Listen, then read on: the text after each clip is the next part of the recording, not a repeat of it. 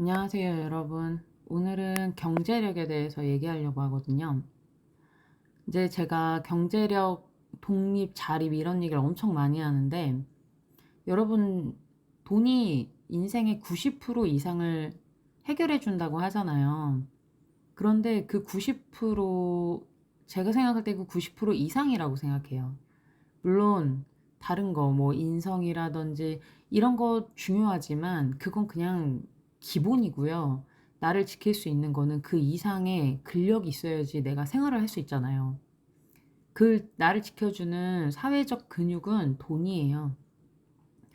그리고 여자분들에게 제가 더 자립이나 이런 얘기를 하는 이유는, 물론 이제 결혼하셔가지고, 아기를 안 낳으실 수도 있지만, 대부분 하나 정도는 가지시는 분이 아직은 많잖아요.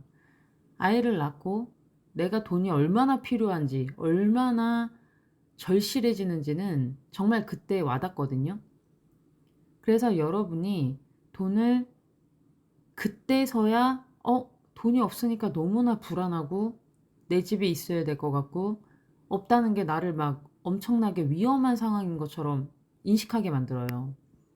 내 안정적인 주거가 돼야 되는데, 중요한 거는 아무 데나 집만 사면 되지, 이렇게 단순하게 생각할 수가 없어요. 뭐 학군을 아무리 안 따진다고 해도 어느 정도 선에서는 아이를 적절히 교육도 시켜야 되고, 나의 향후 취업이라든지 이런 것도 생각을 해서 여러 가지 지리적인 것도 고민을 해야 되는데, 이런 데는 대부분 다 비싸잖아요. 그때서야 이제 제가 체감을 하게 되죠. 자기 자신이. 그런데 이 남편이 나하고 경제관념이 너무 달라. 그럼 어떻게 되냐면 절망스러워요. 그리고 이걸로 끊임없이 싸우게 됩니다. 또 하나는 아이가 태어나면요, 엄청난 희생이 필요해요. 내 모든 걸 갈아 넣어야 되는데 여기에 나처럼 갈아 넣고 있지 않은 남편이 존재할 수 있어요. 결혼 전에는 성인 대 성인이 만나서 연애를 하고 서로 뭐 어느 정도 맞춰가고 이게 돼요. 왜냐? 그때는 엄청 중요하고 심각한 일을 같이 할 일이 거의 없거든요.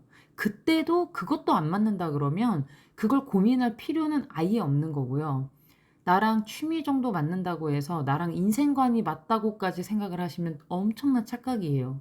그런데 결혼을 해버렸어요. 해버렸는데 나랑 모든 게 생각이 달라. 그때서야 알게 되는 거예요. 아, 이 사람은 나랑 완전히 위기의식이라든지 세상을 바라보는 관점, 부모로서 어떻게 역할을 해야 되는지 그 방식이 완전 나랑 다를 수가 있어요. 근데 사실 이걸 더 깊게 들어가면요, 여기서 돈의 문제라는 거예요.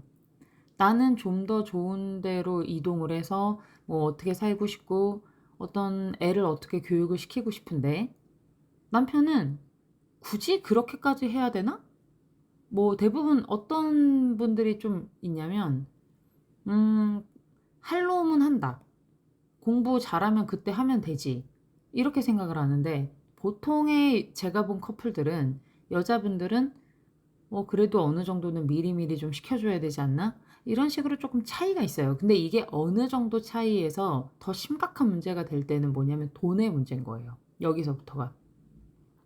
이 돈을 쓰고 하는 거에서 문제가 생겨버린다는 거예요.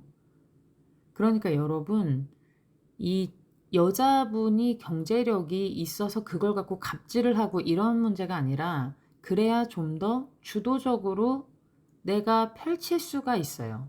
또 만에 하나 결혼해서 너무 내가 불행하면 이혼을 해야 되는데 그때 아이랑 어떻게 살아갈 것인가?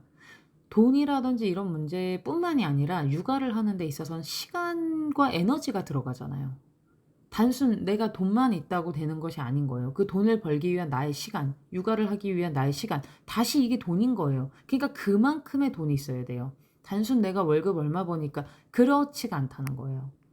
그래서 여러분, 어, 이 경제력이라는 거를 키우기 위해서는 결혼 전에 자기를 좀 더 냉정하게 생각을 해보시고 내가 어떤 상황에서고 대처할 수 있는 그런 경제력이 어느 정도 받침이 되는가, 이거 좀 생각해 보시는 게 필요하다고 저는 생각합니다. 그럼 오늘도 감사합니다.